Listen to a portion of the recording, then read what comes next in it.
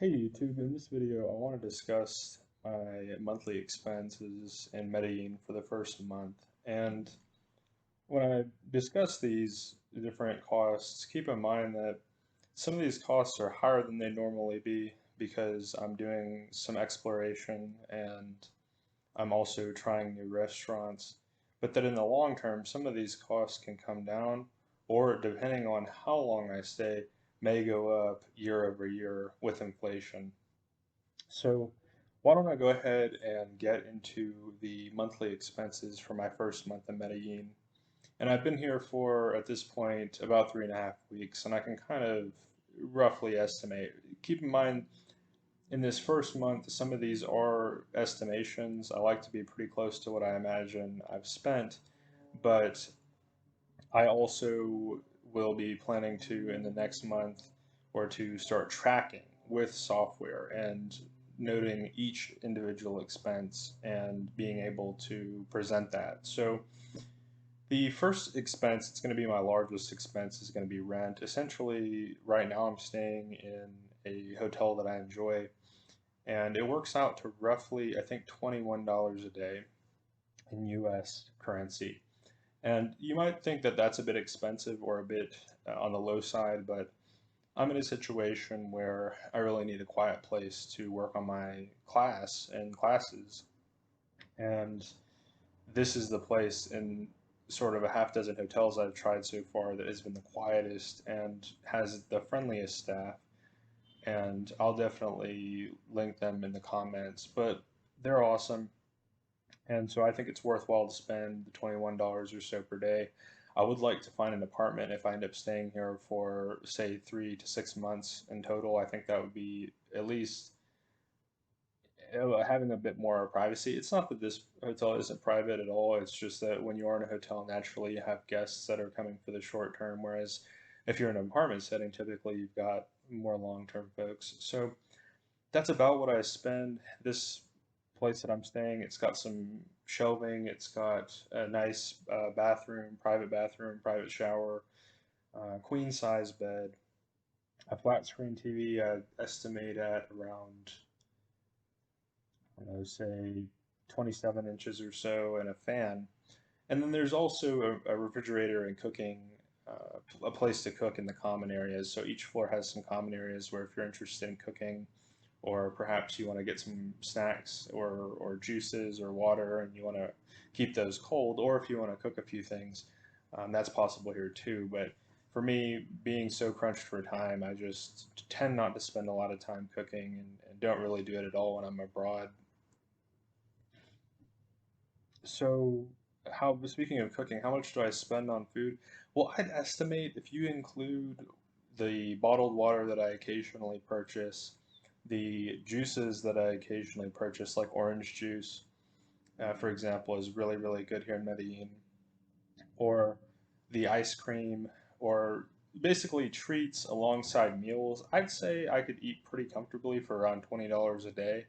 I imagine some people would prefer to spend less, and that might be quite a high number for a developing country. But in my mind, in this first month, that kind of budget has allowed me to try a ton of different restaurants, try local food, try food from other countries. It's been really cool, and at least in the first month, to be a little less worried. Now, I'd like to ideally get that budget down, but for me, I like to stay pretty active, and I do a lot of, I would say, a lot of things that take a lot of my energy, and so I feel because I probably burn more energy than maybe the average person, maybe I can increase my food budget accordingly. And I manage it so far. If in the future I need to go more lean, I'm willing to cook more and eat at restaurants less. When I do eat at restaurants, perhaps at that point I'd eat at lower cost restaurants. But I'd say my two biggest expenses so far in Medellin are the rent at 650, which, like I said,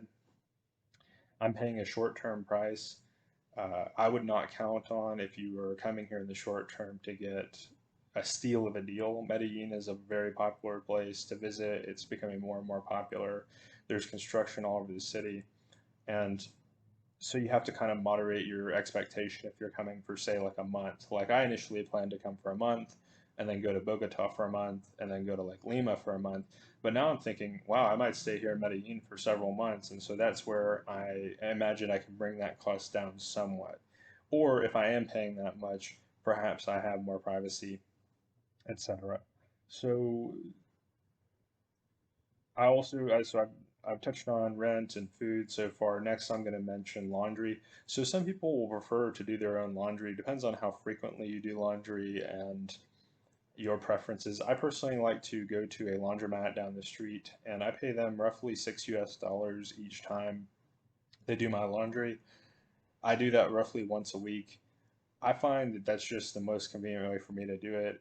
Some people can multitask when they're doing laundry, but I can't. I find that each time I do laundry takes me, I'd say, a solid 2.5 hours, perhaps 3 hours, depending on if I need to go reset it. And it's hard for me, at least the way I am, my personality or physiology, psychology, mental state, to focus on other things when I'm doing laundry. Um, I can do it somewhat, but for me, I'm not a person that can multitask. I don't think most people can, but I'm especially in touch with my lacking when it comes to multitasking. And so I find it's just much better for me to pay somebody down the street to do my laundry once a week. And it may cost a bit more, but at least in the short term, I can afford it, and I think it's reasonably worthwhile when it comes to the fact that where I'm staying, I don't believe has laundry, and not only would I be having to learn the new laundry machine, but I'd also have to learn the dryer. And no matter how many times I do laundry, I haven't been able to match professionals. I've had my laundry done in Mexico, in Thailand, in Cambodia, in the Philippines, and here in Colombia. And almost every single time I pay a local person to help me with that, they do a way better job than I do. And my clothes just feel better and they feel more comfortable. And I know that the detergent was evenly spread and that the dryer was ran for the proper amount of time. Because sometimes when I dry clothes, I just get in a hurry and or I forget that they're in the dryer. Sometimes, depending on the dryer, they need to take a longer amount of time to dry. So all those issues go out the window when I just pay somebody to do my laundry. So next is going to be taxis. And when it comes to taxis, I say I spent probably around $40 in the first month or so. And that's probably going to be a bit high for me, to be honest. Part of the reason why I spent $40 on taxis was, one, I don't feel comfortable taking public transit with the pandemic going on. Two, I had some exploration and a lot more movement between neighborhoods. Now that I've visited each of the three prominent neighborhoods that I'm interested in Medellin, I'm not going to be needing to go back and forth between them as much. Each of the major neighborhoods has many of the things that you do need. Not everything, but you can get a lot of what you need in the more prominent areas. So, um, that being said, I prefer to walk, and much of what I need is within roughly a half-hour walk. So while some people say that's a lot of time, I find that it's good for me to kill two birds with one stone and do a walk, getting exercise, and getting to my destination. And it helps me clear my thoughts. I enjoy the fresh air here. It's a beautiful city. Um, it doesn't necessarily always bother me to walk. Now, if it's raining a lot, yeah, it makes a lot more sense to get in a cab, because if my computer is ruined from the rain, it didn't really do me any favor to do it that way. So next, when it comes to this month, I did spend about, I think, around $55 on upgrading my microphone. This is my new microphone that I'm using to record it, and I think that the sound quality is better, so I think that was worth it. Next, I want to touch on something that's been really confusing to me, and that's data. I've spent around $10 on a SIM card and loading it with data, but they limit travelers to like 1.8 GB at a time, and I run through that. I can run through that in a day, and so I've tried to refill my data multiple times through the app the Claro app, and also at a couple of times at Claro retail locations. And every time it's just I haven't been able to figure out how to do it. And because I don't have data to access the Translate app at the store, I can't translate what I want to say to them, and they can't explain what they want to say to me. So I've only spent $10 on data. I've been going a couple of weeks without data. Fortunately, all of the hotels I've stayed at and most of the restaurants and cafes I go to all have Wi-Fi, and I've learned the layouts of the neighborhoods pretty well by now, but it's still worth saying that if you come here, you may end up spending around $20-$30 a month on data as opposed to just $10. If I can figure it out, I'd like to get data. Data is a really necessary tool for me, and $20-$30 a month is worthwhile considering I've spent over $100 in the month in the US in the past for a cell phone plan. Next, incidentals kind of thing. I needed a book, a notebook for a class, and that was $7. And so that was kind of high, but I needed it to do some note taking for math, and it worked out that it was useful for that purpose. So the next couple of things, health, I spent around 100 US on miscellaneous things, health related, some vitamins, uh, shampoo, health, hygiene, etc. Shampoo, and then what else? Soap and these kinds of things. And that might seem like a lot. There's just a few different things that I needed to get, and so number may vary for you depending on your age and your health situation. You may spend more or less than $100. I don't know that that'll be 100 every month. That may go down or it may go up, but certainly I'll make note of it either way. Finally, I like to be generous.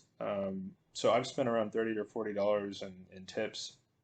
And some of the places I've traveled, you don't tip at all, like Japan, you don't tip. But here in Colombia, it's nice to give around a 10% tip. And I also like to tip the people that clean my room. And these aren't major tips. We're talking the equivalent of 50 cents, 75 cents US.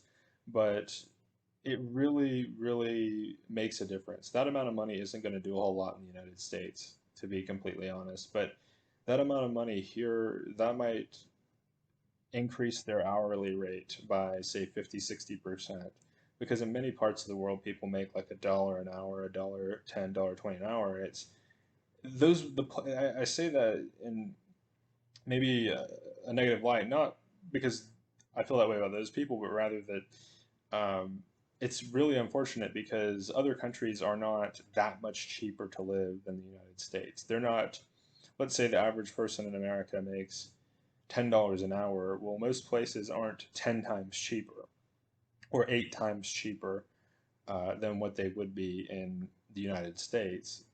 There's still baseline costs with a lot of things, and you still have necessities that you got to pay for. So these are my monthly costs. If I'm going to total them up here, I'd say I spent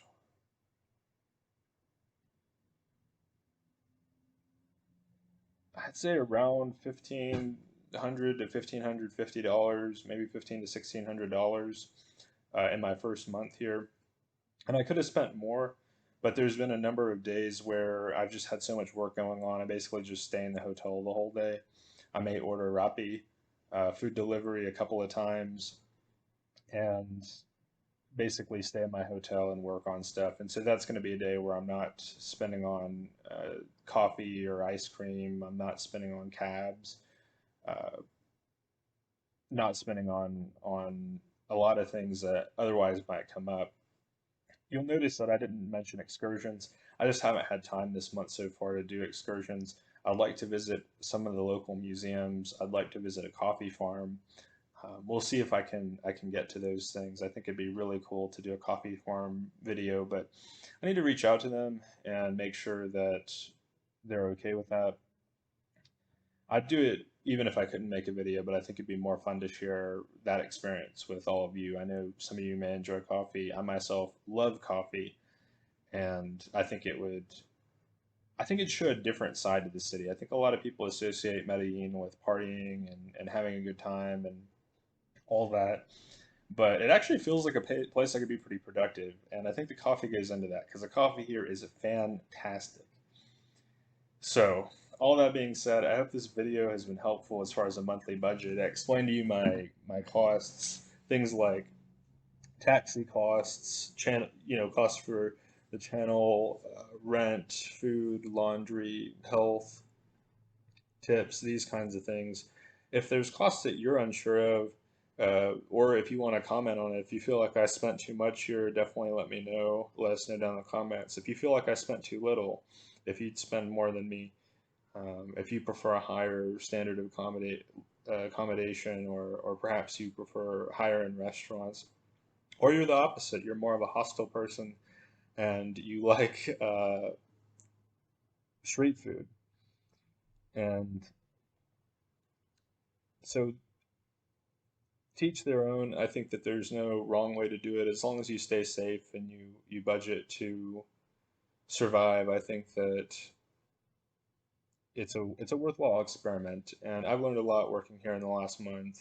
So I encourage all of you to have a great weekend, and I'll see you next time. I did forget to mention that if you enjoyed this video and you want to see more content like it, definitely subscribe to the channel and give me a thumbs up. It helps the YouTube algorithm help our channel out and grow our channel and share it with more people. So until next time.